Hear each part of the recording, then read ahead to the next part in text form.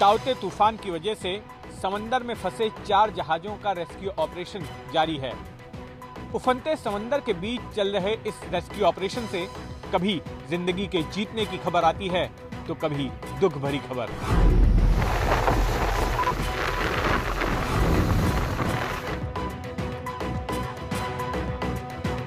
चेहरे पर मास्क है, लेकिन इस मास्क के पीछे का दर्द आंसुओं की शक्ल में बाहर आ रहा है।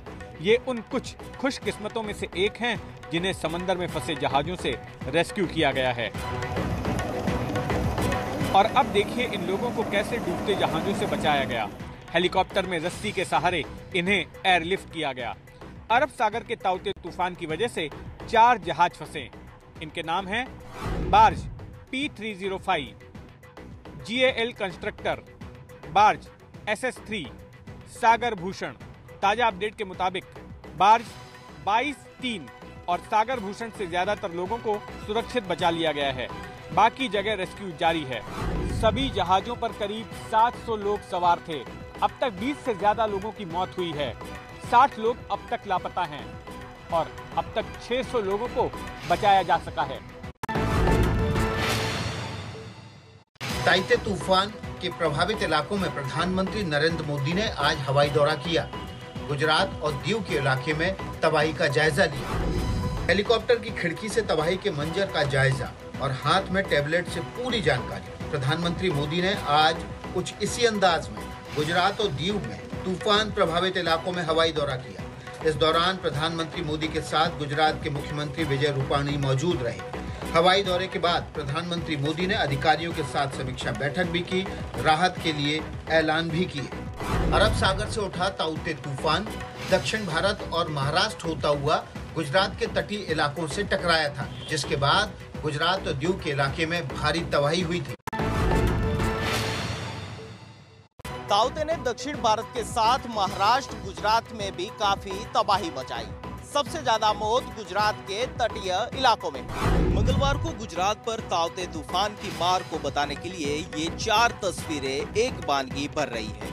ताउते की सबसे बुरी मार गुजरात पर ही पड़ी है। तेज हवाओं ने सब कुछ तहस नहस कर दिया। शहर के शहर गिरे हुए पेड़ से ढके नजर आ रहे हैं। जोरदार बारिश ने परेशानी और बढ़ा दी। अहमदाबाद सहित कई शहरों में लोगों को जलभराव से भी जूझना पड़ा। गुजरात के मुख्यमंत्री विजय रूपाणी के मुताबिक गुजरात में 16,000 से ज्यादा घरों को नुकसान पहुंचा है। राज्य भर में 40,000 से ज्यादा पेड़ और 1,000 से ज्यादा बिजली के खंभे उखड़ गए। गुजरात से पहले कर्नाटक, महाराष्ट्र, गोवा और दीव में ताउते ने ऐसे ही तबाही मचाई। P305 बार्ज जो था, जो घटने का शिकार हो गया इस तूफान के चलते, इसमें कई लोगों की जान पर बनाई थी। अभी भी 77 लोग लगभग हैं जो मिसिंग बताए जा रहे हैं और जिन लोगों को बचा लिया गया है उनको बचाकर इस युद्धपोत के माध्यम से लाया गया था। ये वही लोग हैं जिनको अब शिप पे से बाहर भेजा जा रहा है। इन्हें खाने फूड पैकेट दिए गए हैं और 2 दिनों तक इंडियन नेवी ने पूरा ख्याल रखा था। उनको मेडिकल असिस्टेंट दिया था, उनके खाने पीने का ख्याल रखा था। जिन लोगों को चोट पहुंची थी उनका ख्याल रखा गया था। देखिए आप, बहुत से लोग ड्यूटी के यूनिफॉर्म में नजर आएंगे जो उस दिन ड्यूटी पर कार्यरत थे। नेवी ने किस तरह से मदद की आप लोग की? इंडियन नेवी हम लोगों को उधर से बचा के लाई है, तो उम्मीद ही छोड़ दी थी हम लोगों ने कि हम लोग बच पाएंगे।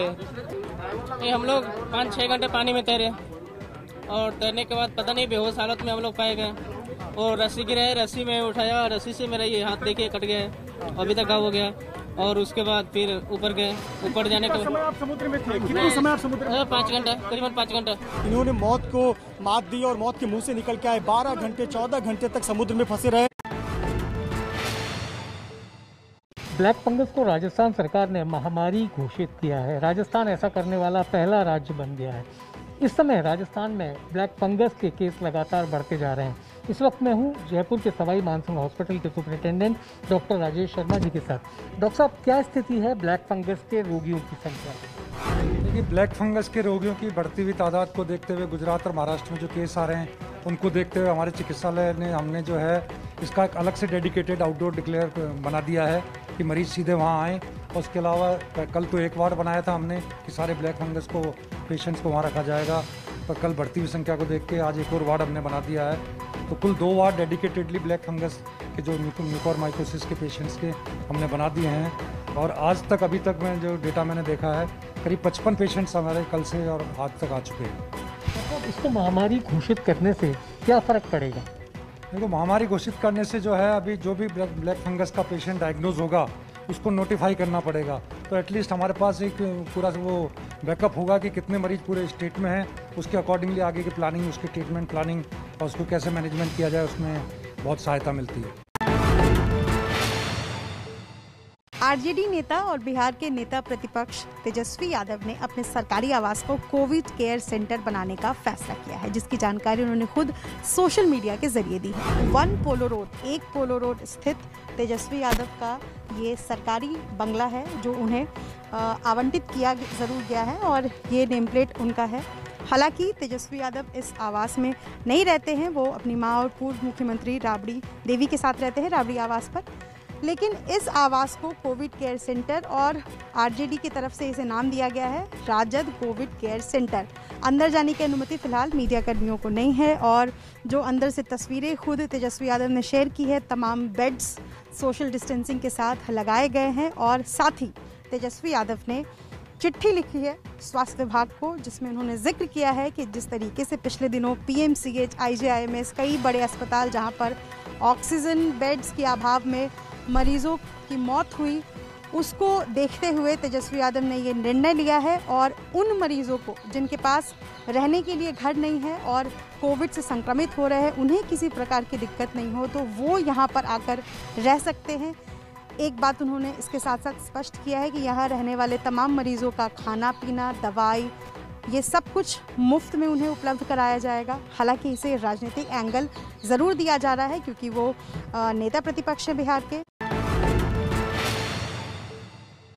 कोरोना के सिंगापुर स्ट्रेन को लेकर दिए अरविंद केजरीवाल के बयान पर विवाद बढ़ा। सिंगापुर ने भारत के उच्चायुक्त को तलब किया। अरविंद केजरीवाल ने कल कहा था कि सिंगापुर में बच्चों में कोरोना फैल रहा है, इसलिए सरकार वहां की फ्लाइट रद्द करे। इस बयान के बाद सिंगापुर सरकार ने भारत के उच्चायुक्त को आज तलब किया और केजरीवाल के सिंगापुर स्ट्रेन वाले बयान पर आपत्ति जताई। इसके बाद विदेश मंत्री एस जयशंकर ने ट्वीट करके कहा है कि कोरोना के खिलाफ लड़ाई में सिंगापुर और भारत मजबूत सहयोगी हैं। दिल्ली के सीएम का बयान गैर जिम्मेदाराना है और इससे रिश्ते पर असर हो सकता है, इसलिए दिल्ली के सीएम भारत के लिए टिप्पणी न करें। सिंगापुर के विदेश मंत्री वी बालाकृष्णन ने कहा है कि राजनेताओं को तथ्यों पर ध्यान देना चाहिए, कोई सिंगापुर स्ट्रेन नहीं है। दिल्ली हाईकोर्ट में आज कोरोना को लेकर सुनवाई हुई तो कोर्ट ने टिप्पणी की है कि सिंगापुर में कोई वेव नहीं है। वैसे दर्शकों को बता दें कि कोरोना के नए खतरे को देखते हुए सिंगापुर में सभी स्कूल आज से बंद कर दिए गए हैं। सिंगापुर को मुद्दा बनाने पर दिल्ली के डिप्टी सीएम मनीष सिसोदिया ने केंद्र सरकार पर हमला बोला है। मनीष सिसोदिया ने कहा कि उनको देश की इमेज की ज्यादा चिंता है, देश के बच्चों की चिंता नहीं है। आज भारतीय जनता पार्टी की और केंद्र सरकार की जो प्रतिक्रियाएं सामने आई हैं, उससे साफ हो गया है कि केजरीवाल जी को तो बच्चों की चिंता है और भारतीय जनता पार्टी और केंद्र सरकार को सिंगापुर की चिंता है। उनको दिल्ली के देश के बच्चों की चिंता नहीं है, उनको सिंगापुर की चिंता हो रही है। बच्चों की वैक्सीन नहीं लाएंगे, सिंगापुर की चिंता करेंगे। आप देखिए कि लंदन में एक नया स्ट्रेन आया था पहले, उसके बारे में भी बहुत लोगों ने अलर्ट दिया था, साइंटिस्ट ने वार्न किया था, डॉक्टर्स ने वार्न किया था कि लंदन में एक नया स्ट्रेन आया है और उससे पूरी दुनिया को अलर्ट रहने की ज़रूरत है। भारत सरकार ने समय रहते कोई कदम नहीं उठाया और लंदन में आए उस स्ट्रेन की वजह से और भारत सरकार की लापरवाही की वजह से आज देश की हालत देखिए क्या हो रही है। आज पूरा देश उसका खामियाजा भुगत रहा है। पिछले दिनों एक रिपोर्ट आई थी जिसमें यह कहा गया कि कोरोना की तीसरी लहर के दौरान बच्चों को ज्यादा खतरा है। दिल्ली सरकार इसी रिपोर्ट का हवाला देकर केंद्र सरकार से ज्यादा तैयारी करने की मांग कर रही है और इसी को लेकर दिल्ली में राजनीति तेज है। सिंगापुर में बच्चों के बीच फैला कोरोना तो अरविंद केजरीवाल ने कल सिंगापुर की फ्लाइट रद्द करने की मांग की। जवाब में केंद्रीय मंत्री हरदीप पुरी ने कहा कि फ्लाइट तो पिछले साल से ही बंद है। दिल्ली के सीएम अरविंद केजरीवाल ने मंगलवार की दोपहर को ट्वीट किया कि सिंगापुर में बच्चों के बीच कोरोना फैल रहा है, इसलिए सिंगापुर की फ्लाइट रद्द की जाए। इस ट्वीट के कुछ घंटे बाद केंद्रीय विमान मंत्री हरदीप पुरी ने जवाब देते हुए लिखा कि केजरीवाल जी, मार्च 2020 से ही अंतर्राष्ट्रीय उड़ानें बंद हैं। सिंगापुर के साथ एयर बबल भी नहीं है। बस कुछ वंदे भारत उड़ानों से हम वहां फंसे भारतीय लोगों को वापस लाते हैं। ये हमारे ही अपने लोग हैं। फिर भी स्थिति पर हमारी नजर है। सभी सावधानियां बरती जा रही हैं। असल में सिंगापुर में आज से स्कूल बंद कर दिए गए हैं। यहाँ एक स्कूल में एक दिन पहले 33 बच्चे कोरोना संक्रमित पाए गए थे। आशंका है कि कोरोना की ये तीसरी लहर है जो बच्चों को चपेट में ले रही है। इसी को देखते हुए अरविंद केजरीवाल ने ट्वीट किया और बच्चों के लिए जल्द वैक्सीन की आवाज भी उठाई। इस बीच स्वास्थ्य मंत्रालय ने कहा है कि सिंगापुर से नए वेरिएंट को लेकर अभी और जानकारी की जरूरत है। उसे देखने के बाद ही ठोस तौर पर कुछ कहा जा सकता है, लेकिन इस बात को लेकर आश्वस्त रहिए कि जो भी जरूरी कदम होंगे वो उठाए जाएंगे। कोरोना पर बदनामी की कथित टूलकिट पर बीजेपी कांग्रेस में जुबानी जंग जारी। बीजेपी ने राहुल गांधी के साथ एक महिला की तस्वीर जारी कर कहा, इसी महिला ने लिखा है टूलकिट। कोरोना संकट के बीच देश की राजनीति में तूफान ला रही टूलकिट पर बीजेपी ने आज नया दावा पेश किया। बीजेपी प्रवक्ता संबित पात्रा ने सौम्या वर्मा नाम की महिला का जिक्र किया और कहा, राहुल गांधी के साथ बैठी यही महिला है टूलकिट की राइटर। कांग्रेस जवाब दे। आप देख सकते हैं सौम्या वर्मा यहाँ बैठी हुई हैं, दो महत्वपूर्ण लोगों के साथ। वैसे अनेक महत्वपूर्ण लोग हैं, उसमें राहुल गांधी भी शामिल हैं और प्रोफेसर गौड़ा भी शामिल हैं। प्रोफेसर गौड़ा जो AICC रिसर्च टीम को हेड करते हैं। इस विवाद पर कांग्रेस रिसर्च विभाग के प्रमुख राजीव गौड़ा ने कहा कि सौम्या वर्मा उनके दफ्तर में काम जरूर करती हैं, लेकिन बीजेपी कोरोना पर जिस टूलकिट की बात कर रही है वह फर्जी है और उसे खुद बीजेपी ने ही तैयार किया है। राजीव गौड़ा ने ट्विटर पर लिखा, हमने पार्टी के लिए सेंट्रल विस्टा पर एक रिसर्च नोट तैयार किया है। ये सही और तथ्यों पर आधारित है। मैंने कल ट्वीट किया था कि कोविड-19 टूलकिट फर्जी है जिसे बीजेपी ने तैयार किया है। संबित पात्रा असली डॉक्यूमेंट के लेखक का नाम दिखाकर उसके साथ फर्जी डॉक्यूमेंट पेश कर रहे हैं। साफ है कि बीजेपी आरोप लगाकर सवाल पर सवाल पूछ रही है, तो वहीं कांग्रेस आरोपों को खारिज कर बीजेपी नेताओं को जेल जाने की चेतावनी दे रही है। साफ है कि टूलकिट विवाद का ये किस्सा अभी लंबा चलेगा। कांग्रेस के कथित टूलकिट का मामला पहुंचा सुप्रीम कोर्ट। याचिकाकर्ता ने लोगों को सरकार के खिलाफ भड़काने और दुनिया में भारत की छवि बिगाड़ने की कोशिश का लगाया आरोप।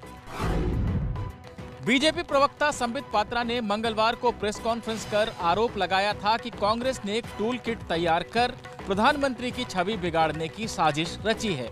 अब इस मामले को लेकर वकील शशांक शेखर झा सुप्रीम कोर्ट पहुंच गए हैं और टूलकिट मामले की NIA से जांच करवाने की मांग कर दी है। संबित पात्रा ने कल जिस कथित टूलकिट को कांग्रेस का बताते हुए निशाना साधा था, उस टूलकिट में कुंभ को कोरोना का स्प्रेडर बताने और ईद का जिक्र नहीं करने की बात कही गई है। साथ ही संसद की नई इमारत को मोदी का घर संबोधित करने का भी जिक्र है। इस पूरे मामले को कांग्रेस फर्जी बताकर खारिज कर रही है। कांग्रेस के पूर्व अध्यक्ष राहुल गांधी ने बिना टूलकिट का जिक्र करते हुए ट्विटर पर लिखा है कि वैक्सीन कम होती जा रही है और कोविड मृत्यु बढ़ती जा रही है। केंद्र सरकार की नीति ध्यान भटकाओ, झूठ फैलाओ, शोर मचाकर तथ्य छुपाओ। इस कथित टूलकिट की हकीकत क्या है ये तो जांच से ही मालूम पड़ेगी, लेकिन ये सच है कि इस टूलकिट ने राजनीति में नए सिरे से खलबली मचा दी है। कोरोना पर कथित टूलकिट के मामले में अब साधु संतों की भी एंट्री हो गई है। जूना अखाड़े के प्रमुख ने कहा कि टूलकिट से कुंभ को बदनाम करने की साजिश का पर्दाफाश हुआ है। बीजेपी ने जो कथित टूलकिट जारी की है उसमें आरोप है कि कांग्रेस ने इस टूलकिट का इस्तेमाल कर कुंभ मेले को बदनाम किया और कुंभ को कोरोना स्प्रेडर बताया है, जिससे अब संत नाराज दिखाई दे रहे हैं। टूलकिट के द्वारा ये दुष्प्रचार किया जा रहा है कि कुंभ के मेले से कोरोना का संक्रमण गया आंकड़ों की सत्यता को पहचानिए। जब कुंभ का मेला चल रहा था तब अन्य प्रदेशों में कोरोना वायरस की अधिक प्रचंडता थी, ऐसी उत्तराखंड में नहीं थी, ना ही कुंभ के अवसर पर थी।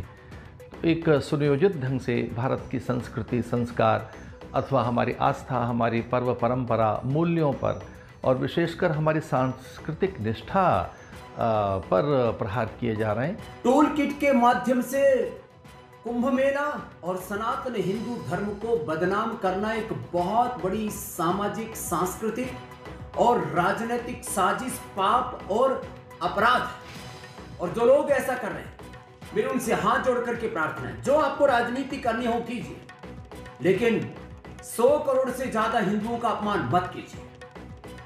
यह एक बहुत बड़ी घिनौनी हरकत आप कर रहे हैं, ये देश आपको कभी माफ नहीं करेगा। और मैं सारे देश के लोगों से आह्वान करता हूं कि ऐसी सनातन विरोधी और भारत विरोधी ताकतों का मिलकर के बहिष्कार और विरोध करना चाहिए। देश में कोरोना को लेकर यह सियासत तब हो रही है जब देश को दूसरी लहर से सबक लेकर तीसरी लहर से लड़ने की तैयारी करनी चाहिए। डॉक्टर साहब, हमारा सर्दी बा, बुखार बा। ये डॉक्टर साहब कौन है?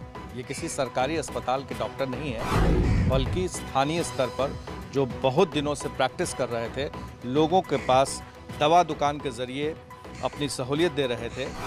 आप एक डॉक्टर के नाम के रूप में मशहूर हो गए हैं इस इलाके में, जबकि आपके पास MBBS की डिग्री नहीं है। तो आप कैसे लोगों की सेवा करते हैं? पहले झोला छाप नाम रखे थे लोग कि झोला छाप हैं। आज भी कोरोना के इस महामारी में, जो दुनिया में महामारी चल रही है, उसको भी हमने परवाह नहीं किया। लोगों को जहां तक है कि सलाह देते आ रहे हैं। इन पर कितना भरोसा करते हैं आप, और किस तरह से इनसे आप सलाह लेती हैं? कोई 100% भरोसा करते हैं। आसपास के गांव में, पूरे बिहार में एक तरह से ये कहा जा सकता है कि ऐसे डॉक्टर्स जिन्हें झोला छाप डॉक्टर्स कहा जाता था, अब इन्हें डॉक्टर की एक तरह से प्रशिक्षित है ये मिनिमम जो फर्स्ट एड करने के लिए और छोटी छोटी चीज़ जो बीमारियां होती है उसके लिए। पर अब ये बात है कि ये इन्हीं के कंधे पर गांव के लोग सवार होते हैं छोटी मोटी बीमारियों के लिए और सुविधाओं के लिए, जो दवाई से उन्हें निजात दिलाई जाती है। संगम नगरी प्रयागराज सरकारी अमला है, वो हरकत में आया है और उसने नदियों के किनारे शवों को दफनाए जाने पर पूरी तरह से पाबंदी लगा दी है। आज इस पाबंदी का पहला दिन है और इस वक्त हम मौजूद हैं प्रयागराज शहर से तकरीबन 40 किलोमीटर दूर श्रृंगवेरपुर घाट पर। प्रतापगढ़ के बॉर्डर पर यह घाट है। धार्मिक मान्यताओं की वजह से रोजाना यहाँ बड़ी संख्या में अंतिम संस्कार के लिए लोग आते हैं। लेकिन आप देख सकते हैं, ये तस्वीरें देखिए कि पिछले कुछ दिनों में बहुत बड़ी संख्या में लोगों ने जो है गंगा नदी के तट पर शवों को दफना दिया है। यहाँ का पंडा समाज, उन लोगों ने शपथ लिया गंगा जी के सामने कि कोई भी लाश को हम यहाँ पर फेंकने नहीं देंगे, गंगा जी न दफनाने देंगे। तो उसका बहुत प्रभाव जो भी व्यक्ति आता है उनको समझाया था तो वो समझ जाते हैं। पहले दिन जो है कोई भी शव दफनाया नहीं गया है और इसे एक सकारात्मक पहल के तौर पर देखा जा सकता है। प्रशासन का कहना है कि अगर परंपरा के मुताबिक कोई दफनाना भी चाहता है तो वो नदी के किनारे कब्र ना बनाए, बल्कि दूर जाकर के कहीं खेतों में, बगीचे में या ग्राम समाज की जमीन पर दफना सकता है शवों को। शुरू हुआ 2 जून को होगी टीम रवाना। ये तस्वीरें तब की है जब देश में टीम इंडिया के खिलाड़ियों ने कोविशील्ड वैक्सीन की पहली डोज ली। अब अगली डोज के टाइम ज्यादातर खिलाड़ी इंग्लैंड टूर पर रहेंगे। टीम इंडिया इंग्लैंड में 18 से 22 जून तक न्यूजीलैंड के खिलाफ टेस्ट चैंपियनशिप खेलेगी। वहीं 4 अगस्त से 14 सितंबर तक इंग्लैंड के खिलाफ 5 टेस्ट मैच की सीरीज होगी। इन टूर्नामेंट के लिए टीम इंडिया 2 जून को चार्टर्ड फ्लाइट से रवाना होगी। देश में और इंग्लैंड में कुल मिलाकर 3 बार टीम के खिलाड़ी क्वारंटीन में रहेंगे।